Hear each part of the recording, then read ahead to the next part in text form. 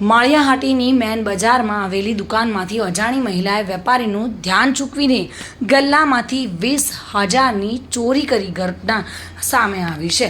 બનાવની વિગત કંઈક એવી છે કે મેન બજારમાં આવેલા સદગુરુ સિલેક્શન નામની કાપડની દીપક પ્રકાશ ચંદનાનીની દુકાન પાસે ફરતી એક અજાણી મહિલાએ વેપારીને બેધ્યાન કરી ગલ્લામાં પડેલા પૈસા ચોરી લીધા હતા।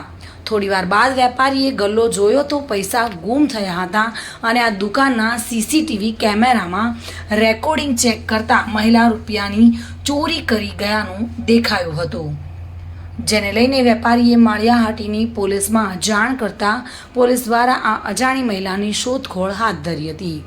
માળિયાહાટીના જેવા નાના શહેરની મેન બજારમાં આ બનાવથી વેપારીઓ હેબતાઈ ગયા છે અને વેપારીઓ દ્વારા પોલીસ દ્વારા આવા તત્વો સામે લાલ આંખ કરી પેટ્રોલિંગ વધારી તેમાં માંગ કરવામાં આવે છે અને આવી ઘટનાઓને અટકાવવા માટે પણ વેપારીઓ માંગ કરી છે।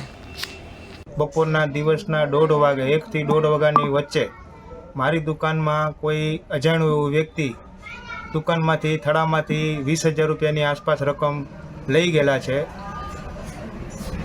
ત્યારબાદ મારો ભાઈ નાનો ભાઈ અહીંયા બેઠો હતો, એ પેશાબ પાણી કરવા ગયો, એ દરમિયાન વચમાં કોઈ ખબર ના પડી। મારી પાસે CCTV camera CK clip CK બધું મારી પાસે છે।